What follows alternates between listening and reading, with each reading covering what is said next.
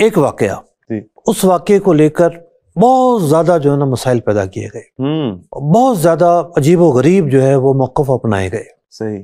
بیٹی کا حصہ قرآن پاک نے مقرر کیا ہے۔ جی اچھا، قرآن جب نازل ہوتا ہے تو قرآن پاک نے کیا کہا ہے کہ جب نکاح کرو تو کس حد تک نکاح کرو؟ مثنا و ثلاثہ و رباع، ایک نکاح، دو نکاح، تین نکاح، چار نکاح، جی چار سے آگے اسٹاپ۔ لیکن نبی اکرم علیہ الصلوۃ والسلام کی ذات کو استثناء حاصل تھا۔ بڑی قابل توجہ بات ہے۔ بالکل۔ قرآن کا ایک حکم ہے کہ اگر باپ کا انتقال ہوتا ہے جی تو بیٹے اور بیٹیوں کا حق ہے وراثت کے اندر۔ جی قرآن کا ایک عمومی حکم ہے۔ جی نبی اکرم علیہ الصلوۃ والسلام کو باغ فدق ملا تھا غزوہ خیبر کے موقع پر۔ صحیح۔ آپ صلی اللہ علیہ وسلم اس باغ سے جو آمدنی ہوتی تھی اس کے مختلف مصارف میں وہ استعمال فرماتے۔ جی ایک مصرف یہ بھی تھا کہ وہاں سے جو آمدنی حاصل ہوتی تھی جی اس سے اناج ڈلوا دیا کرتے تھے پورے سال بھر کا۔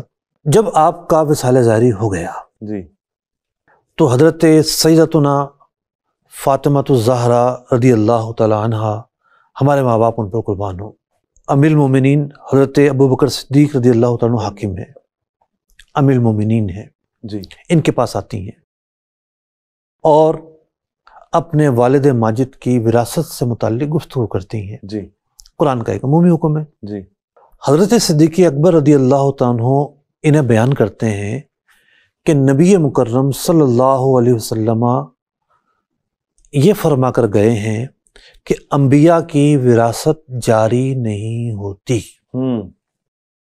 یعنی اپنے متعلق استثناء بیان کر کر گئے ہیں۔ جی وہ استثناء اگرچہ قرآن پاک میں نہیں ہے، لیکن نبی مکرم صلی اللہ علیہ وسلم جو کہ جن پر وحی نازل ہوتی ہے اور جب آپ جو فرماتے ہیں وہ حق فرماتے ہیں، جی اور آپ صلی اللہ علیہ وسلم نے استثناء بیان کر دیا۔ جی ایسا نہیں ہے کہ صرف حضرت صدیق اکبر رضی اللہ تعالیٰ عنہ ہی اس بات کے مدعی ہوں، کوئی اور صحابی ہو ہی نہ جو اس بات کی تائید کرتا ہو، ایسا تو بالکل بھی نہیں ہے۔ ایسے ہی ہے۔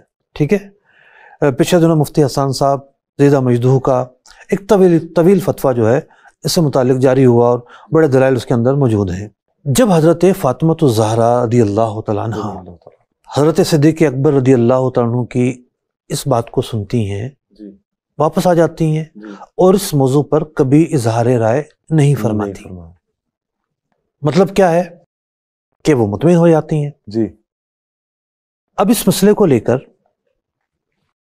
ایک تو وہ طبقہ ہے کہ جو حضرت ابو بکر صدیق رضی اللہ عنہ نے ظلم کیا، معاذ اللہ، حضرت سیدتنا فاطمہ الزہرا رضی اللہ تعالیٰ عنہ ان کا حق کھایا، جی جابر ہیں، ظالم ہیں، معاذ اللہ ثم معاذ اللہ، کیا کیا باتیں کی جاتی ہیں میں بیان نہیں کر سکتا، میری زبان پر نہیں آ سکتی۔ اچھا، ایک اور معاملہ یہ ہوا کہ ایک تقریر ہوتی ہے نا، سبق کی ایک تقریر ہوتی ہے، جی ایک جو استاد ہوتا ہے وہ ڈیفرنٹ انداز میں سبق کی تقریر کرتا ہے۔ دیکھا طلبہ کو سمجھ نہیں آئی، وہ اس زاویے سے کلام کرے گا، اس زاویے سے کلام کرے گا۔ تو کیا ہے کہ ایک تقریر اس مسئلے کی چلتی رہی ماضی میں۔ وہ تقریر کیا ہے؟ ظن ہے، گمان ہے، ایک ظن ہے نا، ایک تخمینہ ہوتا ہے تقریر جی بیان کرنا۔ کوئی ایک بندے کی تقریر کوئی حجت تو نہیں ہے، ایسے ہی ہے۔